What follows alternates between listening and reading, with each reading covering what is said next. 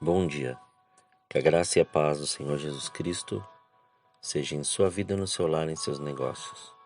Quero agradecer a Deus por permitir entregarmos nossas primícias a Ele e juntos desfrutarmos de mais um dia dessa palavra que se encontra no livro de Daniel, capítulo 6, versículos 1 a 4, que diz: Pareceu bem a Dario constituir sobre o reino 120 príncipes, que estivessem sobre todo o reino.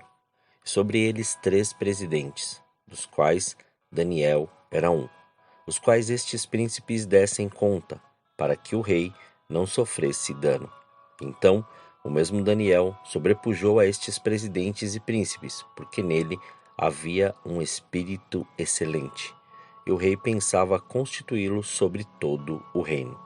Então, os presidentes e os príncipes procuravam achar ocasião contra Daniel a respeito do reino, mas não podiam achar ocasião ou culpa alguma, porque ele era fiel e não se achava nele nenhum erro nem culpa. Imagine um príncipe, ainda adolescente, ver parte de seu povo ser exterminado e os sobreviventes serem levados para outro país. Perder tudo o que tem e passar da condição de príncipe para prisioneiro de guerra e escravo. Ver sua vida se transformar em um caos. Essa foi a história do jovem Daniel. Vamos nos ater à narrativa daquilo que nós lemos no capítulo 6, que revela com clareza como homens tementes a Deus reagem em meio a circunstâncias adversas em ambientes totalmente hostis quando aplicam 3 princípios para sua vida: a busca pela excelência, mesmo em ambiente hostil, a resistência à idolatria e a confiança na soberania de Deus. Daniel era do povo conquistado, escravo. Porém, mesmo escravo, sua atitude foi a de fazer tudo com excelência para a glória de Deus. A honestidade e o zelo eram uma bandeira na vida de Daniel. Ainda jovem, ele não aceitou os manjares do rei para não se contaminar. Agora, com aproximadamente 80 anos, ele continuava íntegro. Daniel buscava não somente ser fiel e honesto, mas fazer com excelência tudo o que lhe vinha às mãos, evidenciando que não servia a nenhum rei, mas que seu caráter vinha de sua motivação de servir a Deus em todas as situações. O princípio da excelência está em tudo o que fizerem. Trabalhem de bom ânimo, como se fosse para o Senhor e não para os homens. Lembre-se de que o Senhor lhes dará uma herança como recompensa e de que o Senhor a quem servem é Cristo. A fidelidade, integridade, caráter e santificação de Daniel ao Senhor garantiu que ele não só sobrevivesse, mas que exercesse influência sobre os 3 grandes reis, Nabucodonosor, Belsazar e Dario, evidenciando aquilo que o colocara em posição de destaque entre os presidentes e os governadores do reino.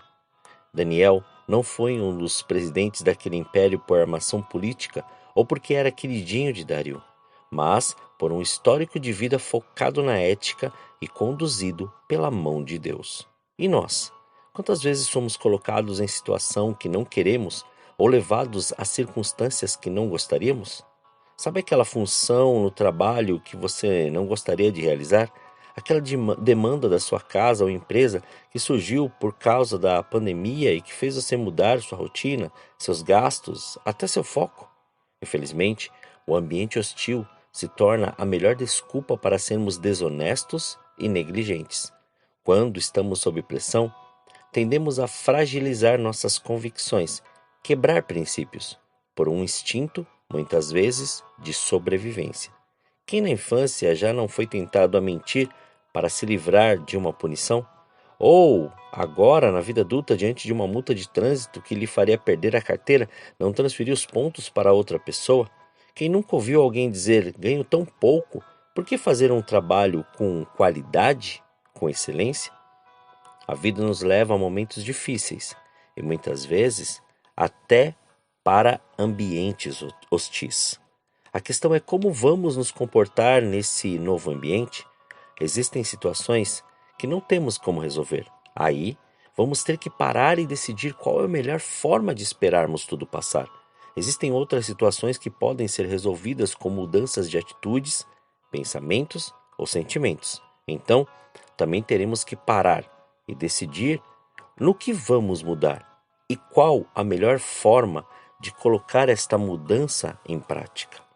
Nestes momentos difíceis, podemos lamentar, murmurar, reclamar de tudo, ou podemos inserir esta nova circunstância, todos os nossos dons e habilidades para a glória de Deus. Daniel foi um homem de decisão e atitude, e mesmo em meio a um ambiente totalmente desfavorável, buscou fazer o seu melhor, buscou ter excelência. Mas sua vida e seu caráter provocavam um curto-circuito na cabeça daquele povo, e é exatamente neste ponto que vemos o segundo princípio que o orientou a reagir às circunstâncias que ele passou a enfrentar, a resistência à idolatria. A integridade de Daniel era tão apurada que começou a incomodar aqueles que se aproveitavam das posições que detinham para praticar a corrupção. No mesmo capítulo 6, revela a trama armada por oficiais do Império Persa no reinado de Dario. Para manterem seus esquemas corruptos e por temor da integridade de Daniel, que poderia vir a assumir o comando de todo o império, os presidentes e príncipes nomeados pelo rei fizeram Dario assinar um decreto real que não permitia a adoração a nenhum deus, a não ser somente ao rei. A fim de acharem um meio para tirar o poder de Daniel, ou melhor, o poder que Daniel havia conquistado, os governantes apelaram para aquilo que Daniel mais amava, o seu Deus e a sua lei. Tentaram ferir a vida de oração e de adoração de Daniel. Convenceram o rei a assinar um decreto que obrigava todos a orarem somente ao rei por 30 dias. Quem desobedecesse esse decreto seria jogado na cova dos leões. Os reis medo-persas eram tidos como filhos de Ormuz, o deus do bem. Aquela lei, portanto, apelava ao ego de Dario. Era uma boa estratégia política, pois fortalecia o status de divindade e autoridade do ditador. Mas o alvo dessa lei específica era outro. O objetivo era destruir a reputação de Daniel no meio do povo de Deus, inventando a narrativa de que ele tinha interesses políticos e não era temente ao Senhor, o seu Deus. Isso é a política de má-fé. É o que no Brasil se chama de jabuti. Jabuti é o termo popular no meio da política para designar a inserção de uma norma alheia ou tema principal de um projeto de lei ou medida provisória. Esse termo surgiu por analogia ao ditado popular jabuti não sobe em árvore, usado para expressar fatos que não acontecem de forma natural. Hoje, no Brasil, muitos governantes desonestos estão se aproveitando para colocar seus jabutis em projetos de lei, facilitando a corrupção, a impunidade, o ganho fácil. Outro fato importante que essa narrativa também nos revela é o paradigma da perseguição religiosa no Estado contra a Igreja. Muitas vezes, em nome do Estado laico ou mesmo da defesa dos direitos humanos, leis aparentemente boas guardam em si motivações perniciosas para limitar a liberdade religiosa. A lei aprovada por Dario não trazia problemas aos povos e governantes do império, pois, como eram politeístas e viam o imperador como filho de Deus do bem, poderiam adorá-lo tranquilamente. Mas para Daniel, essa lei trazia problemas porque ele adorava ao único Deus. Daniel tinha uma história de temor a Deus que inspirava seu povo. Ele precisava escolher entre quebrar seu relacionamento com Deus e perder sua autoridade diante de seu povo e adorar ao rei e manter seu cargo e autoridade no governo. A idolatria surge muitas vezes em resposta ao medo. O medo de perder seu cargo. O medo de não conquistar o alvo que o rei tinha para ele, de lhe dar um cargo ainda maior no governo. O medo de morrer. Daniel poderia pensar: o que são 30 dias? Aquilo que já conquistamos, como o sucesso e a reputação, por exemplo, muitas vezes se torna ídolo para nós e o sentimento de perda nos faz ceder. Outra idolatria que surge nestes tempos de crise é a idolatria a homens e suas ideologias, aos salvadores da pátria. Daniel era um servidor do rei. Daniel trazia novas esperanças para o povo de Deus, pois o rei havia mudado a forma de governo. Não havia mais um governo absolutista como o de Nabucodonosor. O que custava a Daniel demonstrar fidelidade somente àquele homem por apenas 30 dias? Na história, Deus sempre levantou Daniéis para resistirem aos ídolos de seu tempo. Ídolos estes que se apresentavam como representantes do bem, que possuem o monopólio da virtude. Entretanto, tudo que venha a ferir nosso princípio de amar a Deus sobre todas as coisas e ao próximo como Jesus amou, precisa de resistência. Não podemos jurar fidelidade a uma ideologia, a um homem, a um partido político ou a qualquer coisa. Só adoramos e nos rendemos a Deus. Assim como Daniel, precisamos resistir à idolatria de nós mesmos, do nosso sucesso, dinheiro, bens, pessoas e ideias. A vida de Daniel era tão ligada à sua adoração a Deus, que seus inimigos viram que eles só conseguiriam vencê-lo se o fizessem pecar diretamente contra Deus. E é aí que nos é revelado o terceiro princípio fundamental da vida de Daniel, a confiança na soberania de Deus. Foi a confiança plena em Deus que fortaleceu Daniel a viver uma vida de excelência e resistência. Daniel foi fiel e zeloso em tudo ao rei, até o momento em que essa fidelidade mexeu com seus valores essenciais e a sua fé. Foi aí que, sem se titubear, deixou a fidelidade ao rei e ao sistema em troca de um princípio maior. Foi o que aconteceu com as parteiras hebreias do Egito, que desobedeceram a ordem de Faraó e salvaram os primogênitos. Com os apóstolos que desobedeceram o sinédrio e não pararam de pregar. Com Paulo, que desobedeceu ao imperador e pregou que existe somente um Senhor e terminou sua vida em uma cadeia. E com tantos outros que com coragem dizem não a qualquer ideia que fira valores essenciais da fé cristã e seus princípios. Em seu momento de crise, a confiança na soberania de Deus levou Daniel à sua primeira ação: continuar orando. Essa deve ser nossa atitude também. Devemos orar antes de agir. Devemos refletir naquilo que Deus tem para nós.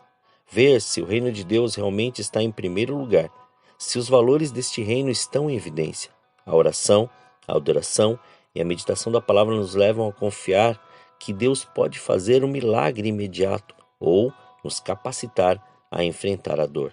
Assim, depois da oração, da adoração e gratidão, tomamos nossa decisão. Existem provações que teremos que passar. Nada pode impedi-lo. Daniel, mesmo sendo amigo do rei, foi pego em oração ao Deus de Israel e, como consequência, jogado em uma cova com leões famintos. Nenhum rei conseguiu salvar Daniel daquele decreto. A vida de excelência de Daniel fez o rei buscar todos os meios para salvá-lo, mas não encontrou. Diante de uma situação tão adversa, o próprio rei fez um clamor ao Deus de Daniel, que seu Deus, a quem você serve fielmente, o livre. O próprio rei chamou Daniel à confiança plena em Deus. Existem momentos que Deus não nos livra da provação, mas Ele, em sua soberania, nos capacita a passar por ela, minuto a minuto, hora a hora, dia após dia. Daniel não foi liberto da cova dos leões e agora teria que passar, podemos assim dizer, pelo vale da sombra da morte, minuto a minuto, exercitando sua confiança em Deus. Quantas vezes precisamos enfrentar os leões e as horas não passam? Os dias não chegam ao fim, a prova não vai embora, o deserto não acaba. Quantas noites você já lutou contra uma enfermidade, contra a insegurança de saber como será o dia de amanhã, contra um pecado, uma compulsão? São nestes momentos que precisamos reafirmar ainda mais nossa confiança no Senhor e saber que o dia vai amanhecer e o Senhor trará livramento. Ao amanhecer, Daniel foi liberto. O anjo do Senhor fechou a boca dos leões durante toda a noite. Daniel saiu ileso daquela cova e foi exaltado e honrado, enquanto seus inimigos foram desmascarados e destruídos. Daniel não podia controlar a maquinação dos seus inimigos, nem fazer o rei retroceder, nem mesmo se recusar a ir para a cova dos leões, mas ele podia se manter em uma vida de excelência, de oração, adoração e de integridade. Ele podia continuar colocando sua confiança em Deus e isso ele fez. O que cabe a nós é nos mantermos fiéis, vivendo com excelência e resistindo a todo tipo de ídolo que nos é oferecido. Cabe a nós cuidarmos de nosso testemunho acima de tudo, buscarmos excelência no relacionamento com a família, com os nossos vizinhos, com amigos, com os inimigos, em tudo o que fizermos. Cabe a nós honrarmos a Deus com a nossa vida e em tudo o que colocarmos as mãos. Cabe ao Senhor nos livrar das garras do inimigo. Portanto, não aceite nada daquilo que quebre princípios, mesmo se for por um período pequeno, pois o que está em jogo é a sua salvação e o seu caráter diante de Deus e dos homens. E agindo assim, Deus o honrará em todas as suas atitudes. Oremos. Pai, nós te louvamos e te agradecemos. Graças te damos por mais este dia. Obrigado pela sua presença, obrigado pelo seu amor. Assim o Senhor nos leva a consagrarmos mais este dia a Ti, a consagrarmos tudo que temos, tudo que somos, porque, Pai, como somos gratos a Ti, Pai, por mais este dia em Sua presença, mais este dia para poder viver o Seu amor, a Sua graça, a Sua unção, a Sua glória, Pai. Muito obrigado, Pai, por nos instruir, nos ensinar e fazer-nos mergulhar naquilo que o Senhor tem para as nossas vidas. Que exatamente seja assim, que a nossa vida seja uma vida de excelência, que nós possamos resistir, Pai, a tudo e qualquer tipo, Senhor querido, de idolatria, mas confiar na Sua soberania dia após dia, para que o Seu nome seja glorificado, exaltado, engrandecido, e que diante das maiores lutas, maiores problemas, situações, circunstâncias, nós possamos dizer: somos mais que vencedores, porque assim o Senhor nos fez. Então, diante desta verdade, diante da sua palavra, diante daquilo que o Senhor fez até mesmo com Daniel, usa-nos desta maneira. Faça-nos, Pai, irrepreensíveis diante de todos e quaisquer obstáculos, para que o seu nome seja glorificado, exaltado e engrandecido. Graças te damos, Pai. Muito obrigado por este dia, Senhor. Assim, Pai, oramos, consagramos tudo que temos e tudo que somos, em nome de Jesus. Amém. Que você tenha um dia abençoado na presença do Senhor. E quem vos fala é o pastor Leandro Araújo, da Igreja Apostólica Caminho de São Paulo, capital. Deus te abençoe grandemente.